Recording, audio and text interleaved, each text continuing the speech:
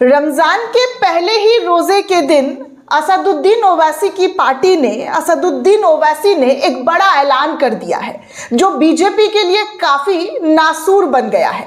ना तो निगलते बन रहा है और ना ही उगलते हुए दिखाई दिया जा रहा है, क्योंकि बेहद जायज मांग असदुद्दीन ओवैसी की पार्टी के जरिए की गई है दोस्तों। और वो मांग क्या है इस पूरी खबर में आपको बताऊंगी। साथ में एक सहयोगी दल का भी असदुद्दीन ओवैसी ने समर्थन कर दिया है।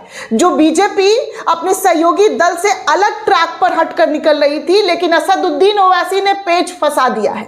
एक ऐसा पेच फंसाया है जो बीजेपी के लिए काफी मुश्किल हो रहा है, लेकिन असदुद्दीन ओवैसी के लिए काफी आसान, और उनकी लोकप्रियता दिन प्रतिदिन बढ़ती जा रही है। बीते दिन हमने आपको एक खबर दिखाई थी जहां पर 1 करोड़ से ज्यादा लोगों ने एआईएमआईएम की सदस्यता ग्रहण की है, ऐसा एआईएमआईएम के नेता के जरिए दावा किया गया। लेकिन अब रमजान के पहले ही रोजे के दिन जो बात कर दी गई है, जो ऐलान किया गया है, जो मांग की गई है, वो बीजेपी के लिए नामुमकिन है। जी हां, नामुमकिन है करना। लेकिन असदुद्दीन ओवैसी की पार्टी ने जो बातें कही है वो बेहद सही बातें की है, तथ्य के साथ बातें की है, जिसकी वजह से बीजेपी की नींद जो है हराम हो गई है। ओवैसी ने पहले ही दिन नींद हराम कर दी है। आगे इस रिपोर्ट में यह भी बताऊंगी दोस्तों कि संभल का जामा मस्जिद एक बार फिर से, जी हां, एक बार फिर से विवादों में घिरता हुआ नजर आ रहा है। विवादों में एक बार फिर से इस पूरे मामले को घेर लिया गया है। क्यों? क्योंकि संभल के जामा मस्जिद को लेकर रमजान के टाइम पर होता है ना दोस्तों, मस्जिदों की पुताई रंगाई। जब मस्जिदों की रंगाई पुताई की मांग उठी तो फिर जो कुछ लोग हैं जो नहीं चाहते हैं कि संभल की जामा मस्जिद में रंगाई पुताई हो, इसके खिलाफ उतर आए हैं। इस पर भी पूरी चर्चा की जाएगी। साथ ही आपको बताऊं कि एक और इस्तीफा गिर गया। जी हाँ, एक और इस्तीफा गिरा है और इस इस्तीफे से बीजेपी की और मुश्किल जो है हराम हो रही है, क्योंकि बीजेपी जो चुपचाप बैठी हुई है, सारा तमाशा देख रही है। जितने भी नेताओं और मंत्रियों के नाम आ रहे हैं एब्सेंट फाइल में, उसको लेकर खामोशी इख्तियार कर लिया है। लेकिन दुनिया भर में खामोशी इख्तियार नहीं है दोस्तों। बिल गेट्स हो या तमाम बड़े नेता हो, उनके खिलाफ दुनिया भर में प्रदर्शन हो रहा है। लोग सड़कों पर उतर रहे हैं। व्हाइट हाउस के आगे, जी हाँ, ट्रंप के घर के आगे प्रदर्शन हुआ है। ऐसे में एक और नामचीन हस्ती की इस्तीफा हो गई है दोस्तों। इस पर भी बात करूंगी कि वो क्या नाम है। साथ ही दोस्तों, अजीत पवार का मामला एक ऐसा गुत्थी बन चुका है, एक ऐसा मिस्ट्री बन चुका है जिसकी निगाहें इस वक्त इस पूरे मामले पर पड़ी हुई है। हर लोग इस मामले को जानना चाहते हैं कि आखिर हुआ क्या था, क्योंकि ब्लैक बॉक्स के जलने की खबर तो हमने आपको बताई, लेकिन अब उनकी पत्नी जो है, जी हाँ, अब उनकी पत्नी ने मुश्किल बढ़ा दी है भाजपा सरकार की। सीबीआई जांच की मांग उठा दी है। आगे इस और मामले पर बड़ी अहम जानकारी देने वाली हूं, अजीत पवार के मामले में, कि क्या कुछ निकलकर सामने आ रहा है। वहीं दोस्तों, एआई सब्मिट को लेकर एक और फर्जीवाड़ा देश के सामने निकलकर आया है। वो भी जानना आपके लिए बेहद जरूरी है कि कैसे कैसे फर्जीवाड़ा हमारे देश में किए जा रहे हैं। और जाते जाते आपको इस रिपोर्ट में यह भी बताऊंगी कि अरशद मदनी ने, जी हाँ, अरशद मदनी ने आरएसएस के प्रमुख मोहन भागवत की नींद हराम करके रख दी है। जो ललकार लगाया है, जो बातें उन्होंने कही है, उस बात से शायद आरएसएस शाखा में इधर उधर अफरा तफरी मच गई होगी। पूरी रिपोर्ट आपको एक एक करके दिखाने वाली हूं। सबसे पहले ओवैसी के ऐलान से शुरुआत करती हूं इस खबर की। असदुद्दीन ओवैसी की पार्टी ने आज रमजान के पहले ही दिन एक जायज मांग कर दी है, और ये मांग है देश की राजधानी दिल्ली के अंदर।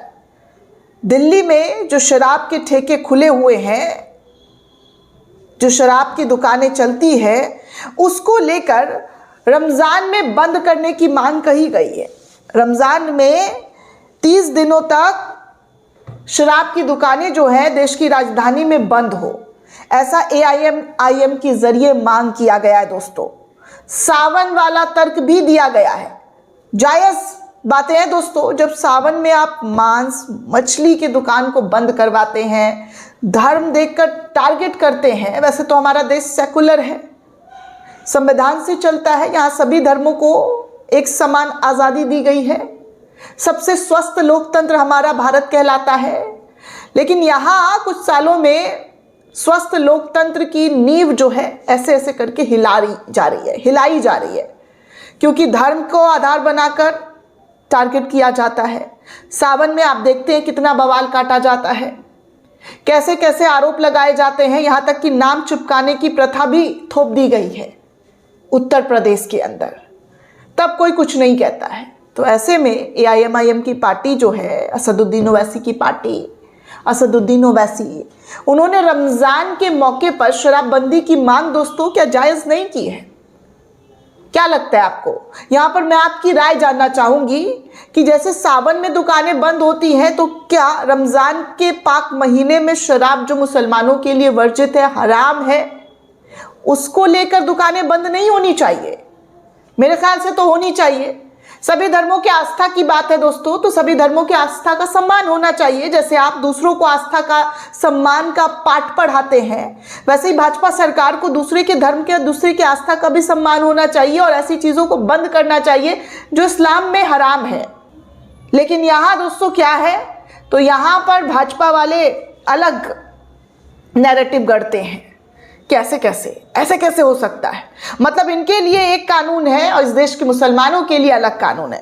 खैर आपको बता दूं दोस्तों कि असदुद्दीन ओवैसी की पार्टी AIMIM ने दिल्ली में शराब के ठेके बंद कराने की मांग कर दी है। जी हाँ, आपने बिल्कुल सही सुना। रमजान के दौरान दिल्ली में सभी शराब के ठेके बंद कराने की मांग की गई और इसके पीछे सावन का तर्क दिया है। सावन में जिस तरीके से मुसलमानों को रोका जाता है, उनके धंधे को बंद कराया जाता है, तो वही यहाँ पर तर्क दिया है। ये मांग AIMIM के दिल्ली प्रदेश अध्यक्ष डॉक्टर शोएब जमई के जरिए की गई है। दरअसल ऑल इंडिया मजलिस इत्तेहादुल मुस्लिमीन के नेता शोएब जमई ने यह मांग की है कि रमजान के महीने में दिल्ली के अंदर सभी शराब की दुकानों को बंद कर दिया जाना चाहिए। AIMIM की दिल्ली इकाई के अध्यक्ष शोएब जमई ने आज सोशल मीडिया प्लेटफॉर्म पर इसकी गुहार लगाई है। उन्होंने दिल्ली सरकार से, मोदी सरकार से अपील की है कि रमजान के पाक महीने में दिल्ली के अंदर सभी शराब के ठेके को बंद कर दिया जाए, सार्वजनिक जगहों पर शराब की बिक्री एवं खपत की पाबंदी लगाई जाए। जब आप सावन के महीने में नॉनवेज की दुकान को बंद कराकर सम्मान चाहते हैं, तो हमारे पवित्र महीने में भी आपको सम्मान करना चाहिए। इस तरीके की बातें, इस तरीके की मांगे उठाई गई है। पहली बार मैं किसी पार्टी के इस चीज़ से इत्तेफाक रख रही हूँ दोस्तों। जब आप बात करते हैं धर्म का, आस्था का, तो यहाँ पर सभी धर्म और सभी की आस्था का सम्मान होना चाहिए। जैसे मुस्लिम समुदाय के लोग नवरात्र में 9 दिन तक मांस की दुकान को नहीं खोलते हैं क्योंकि सरकार ने आदेश दिया है, तो वैसे ही दिल्ली सरकार और मोदी सरकार को यह आदेश देना चाहिए। बस रमजान पर ट्वीट करने से मोदी जी नहीं होता है, कुछ बड़ा दिल दिखाइए, कुछ बड़ा दरियादिली कीजिए ना, तभी तो इस देश के मुसलमान आप पर विश्वास जता पाएंगे। क्योंकि इस देश के मुसलमान का विश्वास तो पहले ही आपकी पार्टी के जरिए हिला कर रखा हुआ है। क्या क्या किया जा रहा है, कितने जुल्म सितम किए जा रहे हैं आए दिन आप देख ही रहे दोस्तों, और हम आपको लगातार बता भी रहे हैं। तो ऐसे में मोदी जी जरा एक कदम आप आगे बढ़ाइए, तो मुस्लिम समुदाय के लोग 10 कदम आपकी तरफ चलेंगे। 10 कदम कह रही हूं, अपने चैनल के माध्यम से आपको चैलेंज देती हूं कि 10 कदम वो आगे बढ़ेंगे जब आप एक कदम उनके लिए आगे आएंगे। क्योंकि जिस तरीके की चीजें आपके जरिए, आपकी पार्टी के जरिए की जा रही है, वो सही नहीं है, बिल्कुल सही नहीं है, गलत है। आप लोग सिर्फ और सिर्फ धर्म के आधार को बनाकर क्या कर रहे हैं समाज में, या आप लोगों का अंतरात्मा अच्छे से जानता है। अगर वक्त रहते हुए आपने रोक लिया होता या अभी भी रोक लेंगे तो बहुत कुछ बदल जाएगा, बहुत प्यारी तस्वीर हमारे भारत की दिखाई दी जाएगी। लेकिन अफसोस की बात, आप लोगों की तरफ से ऐसा होता कहाँ है। आप लोगों की तरफ से तो नफरतियों को इनाम मिलता है, बड़ा वाला इनाम, बड़ा वाला ट्रॉफी दिया जाता है। किसने इतना जहर फैलाया है? आपके एक राज्य के मुख्यमंत्री क्या क्या कह रहे हैं असम के, सुना है कभी आपने? नहीं सुना है क्या? सुना तो ज़रूर होगा, लेकिन खैर नज़रअंदाज आप लोग ऐसे करते हैं जैसे कुछ हुआ ही नहीं है। इस देश में मुसलमानों को बलि का बकरा भी बना दिया जाएगा ना, तब भी आप ऐसे ही खामोश बैठे रहेंगे, तब भी ऐसे चैन सुकून की नींद जो है आपके अंदर आती रहेगी और आप कहेंगे कि हम सबका साथ, सबका विकास, सबका विश्वास जीत रहे हैं। यही नारा दे देंगे क्योंकि ये नारा बड़ा सुनने में अच्छा लगता है, लेकिन इस नारे को अगर मुसलमानों से जाकर पूछेंगे ना तो बोलेंगे भाई बहुत डरावना है, बहुत खतरनाक नारा है, इस नारे से अच्छा है कि आप नारा दिए ही नहीं होते। खैर वहीं आपको बता दूं दोस्तों कि नीतीश को शराब नीति पर जिस तरीके से बिहार में शराबबंदी नीतीश सरकार के जरिए लाया गया था और उस वक्त नीतीश कुमार को बहुत फायदा भी मिला था, महिलाओं का वोट जो है उनको धड़ाधड़ मिला था। अब ऐसे में नीतीश की शराब नीति पर ओवैसी का साथ मिल गया है। समीक्षा पर दबाव बनाया जा रहा है क्योंकि बिहार में शराब फिर से चालू करने की मांग जो है बीजेपी और उनके सहयोगी दलों के जरिए की गई थी, लेकिन नीतीश कुमार इस पर राजी नहीं है। अब ऐसे में कहा जा रहा है कि बिहार में राज्यसभा चुनावों के ऐलान के बाद शराबबंदी की समीक्षा की मांग उठाकर जीतन राम मांझी और उपेंद्र कुशवाहा की पार्टी एनडीए सरकार चला रहे नीतीश सरकार पर दबाव बनाने की कोशिश कर रही थी। राज्यसभा चुनावों में ऐलान के बाद शराबबंदी पर असदुद्दीन ओवैसी की पार्टी एआईएमआईएम ने इस पूरे मसले पर नीतीश कुमार के साथ रहने का ऐलान किया है। उन्होंने कहा कि नीतीश कुमार के इस फैसले पर हम साथ हैं, जो बीजेपी के लिए काफी कष्टदायक हो सकती है। दोस्तों, कहा तो ये अपनी पार्टी कहलाते हैं, एनडीए है, एनडीए का शासन, लेकिन उसी एनडीए में लोगों के राय, लोगों के मत अलग है। लेकिन ओवैसी ने शराबबंदी को लेकर पूरी तरीके से फुल सपोर्ट जो है नीतीश सरकार को दे दिया है। अख्तरुल इमान ने यह आरोप लगाया है दोस्तों कि प्रशासनिक पदाधिकारियों की लापरवाही और मिलीभगत से शराब बैन पूरी तरीके से बिहार के अंदर फेल हो रहा है। घर घर में शराब की होम डिलीवरी की जा रही है। उन्होंने कहा कि इस पर सरकार को ऐलान करना चाहिए और सख्ती बरतना चाहिए। और यह हकीकत है दोस्तों, बिहार के अंदर शराब धड़ल्ले से बिक रहा है। कहने को तो बैन है, लेकिन धड़ल्ले से बिक रहा है। और अब इसकी पाबंदी को हटाने की मांग जो है एनडीए के सहयोगी दलों के जरिए कर दी गई है। लेकिन एआईएमआईएम की पार्टी ने साफ कहा है कि नीतीश कुमार की ये नीति बहुत ही अच्छी है और शराबबंदी जो है देश के हर राज्य में होनी चाहिए। और बिहार में नीतीश कुमार के साथ कंधे से कंधा मिलाकर हम खड़े हुए हैं। अब आगे चलिए, संभल की जामा मस्जिद, जहां पर हिंसा हुई, दंगा हुई, लोगों की जानें गई। एफआईआर में नाम भी संभल के पूर्व एएसपी अनुज चौधरी का कोर्ट के जरिए आदेश दिया गया था एफआईआर दर्ज करने के बाद, जिसके बाद हाई कोर्ट ने इस पर रोक लगा दी। अब इसी मस्जिद को लेकर कहा जा रहा है कि रमजान शुरू होते ही संभल की जामा मस्जिद में रंगाई पुताई और सजावट को लेकर फिर से चर्चा तेज हो गई है। मस्जिद कमेटी के सदर जफर अली ने भारतीय पुरातत्व सर्वेक्षण एएसआई की मेरठ रेंज को पत्र लिखकर मांग की है कि पिछले साल की तरह इस बार भी मस्जिद की देखरेख में रंगाई पुताई का काम कराया जाए, ताकि रमजान के दौरान नमाजियों को साफ सुथरा और व्यवस्थित माहौल मिल सके। कमेटी का कहना है कि बीते साल एएसआई की निगरानी में मस्जिद की रंगाई पुताई की गई थी, लेकिन बारिश और धूल की वजह से अब दीवार और सजावट पर असर पड़ गया है। इसलिए इस साल भी समय रहते हुए काम शुरू कर देना चाहिए। और पिछले साल इस मुद्दे को लेकर प्रशासन कोर्ट गई थी और एएसआई के बीच प्रक्रिया अपनाई गई थी, जिसके बाद पुरातत्व विभाग की देखरेख में कार्रवाई करवाई गई थी रंगाई पुताई की। और अब इस रंगाई पुताई की जैसे ही मांग उठी है तो कुछ नफरती चिंटुओं के कलेजे में बड़ा ही जकड़न हो रहा है, दर्द हो रहा है, मरोड़ हो रहे हैं कि ऐसे कैसे हो सकता है। इस मस्जिद को लेकर कितना विवाद हुआ है दोस्तों, कितना बवाल काटा है, लोगों की जान चली गई है, लेकिन अभी भी विवाद थमने का नाम नहीं ले रहा है। कैसे मस्जिदों को टारगेट किया जा रहा है, कैसे मस्जिदों पर बार बार निशाना बनाया जा रहा है, ये इस देश का हर एक मुसलमान चीख चीख कर बता सकता है। खैर, आगे दोस्तों आपको बता दूं कि एप्स्टीन फाइल्स में इस वक्त यूएस होटल चेन हयात के चेयरमैन का नाम आया और नाम आने के बाद उन्होंने अपने पद से इस्तीफा दे दिया है। इस पद पर वो 1999 से थे। सोचिए, हमारे देश में केंद्रीय मंत्री का नाम आ जाता है, प्रधानमंत्री जी का नाम आ जाता है, लेकिन क्या होता है, किसी का इस्तीफा नहीं होता है। लेकिन यहाँ पर अमेरिकी होटल चेन हयात के चेयरमैन का नाम आया एप्स्टीन से जुड़ा हुआ, तो इस्तीफा दे दिया गया है। आपको बता दूं कि अमेरिका के यौन अपराधी जेफरी एप्स्टीन के साथ संबंधों का खुलासा होने के बाद दुनिया भर में इस्तीफे का दौर लगातार जारी है।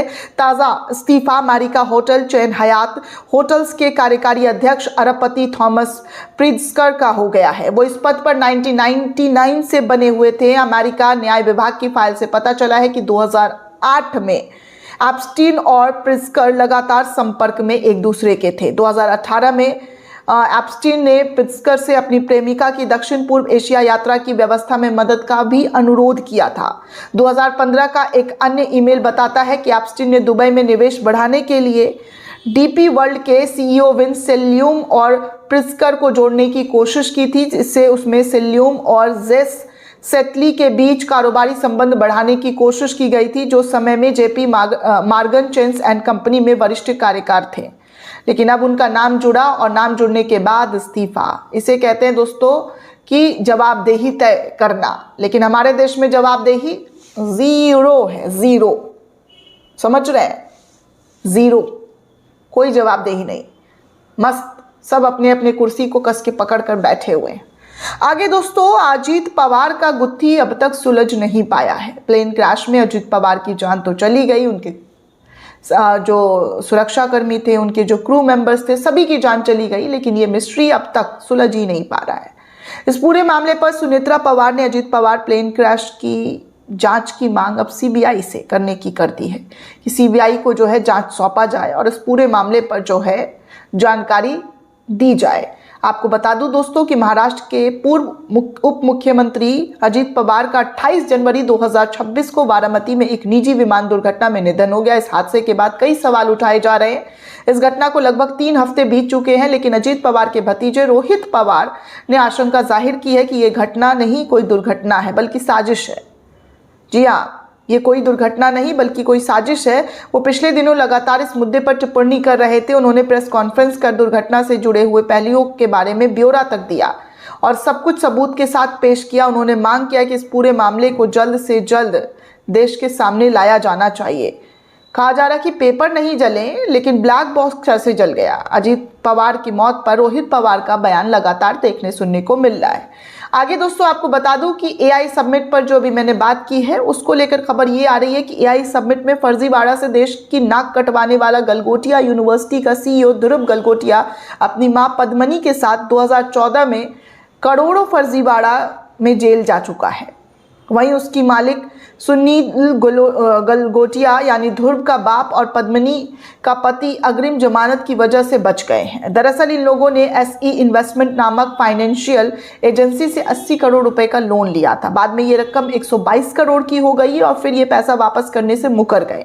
इन्होंने न्यायालय में भी झूठ बोला और यूजीसी से झूठ बोलकर ग्रांट लेते रहे। साफ तौर पर इन फोटो में देख सकते हैं कि ध्रुव गलगोटिया, उनकी मां गलगोटिया और उनका बाप गलगोटिया सब नजर आ रहा है। तब पुलिस के जरिए कार्रवाई की गई थी, लेकिन अब सब नॉर्मलाइज कर दिया गया है। ऐसे ऐसे यूनिवर्सिटी चल रहे हैं जिसमें बीजेपी, योगी, मोदी सब जाकर फोटो खिंचवा चुके हैं। खूब आदर, खूब सम्मान हुआ है।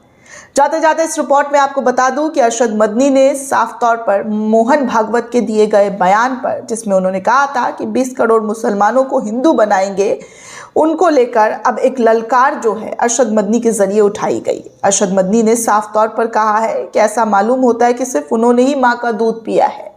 ऐसी बातें अरशद मदनी के जरिए साफ तौर पर मंच पर कहा है। मजहब नहीं सिखाता आपस में बैर रखना, हिंदी है हम वतन है, हिंदू सता हमारा, इस तरीके का नारा भी जो है दिया गया है। पोस्टर बैनर भी दिखाए गए हैं इस प्रोग्राम में और उन्होंने साफ कहा है कि हमने, जी हाँ, ऐसा मालूम होता है कि सिर्फ उन्होंने ही मां का दूध पिया है। ऐसे तीखे अल्फाज इस्तेमाल किए हैं जिससे आरएसएस में अफरा तफरी मची हुई है।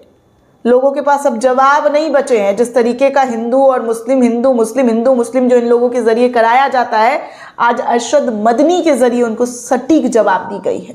दोस्तों इस पूरे रिपोर्ट को लेकर आप क्या सोचते हैं, आपकी क्या प्रतिक्रिया है, हमें कमेंट करके जरूर बताइएगा। साथ ही साथ चैनल को ज्यादा से ज्यादा लाइक, शेयर और सब्सक्राइब करना बिल्कुल भी ना भूलें। जय हिंद, जय भारत।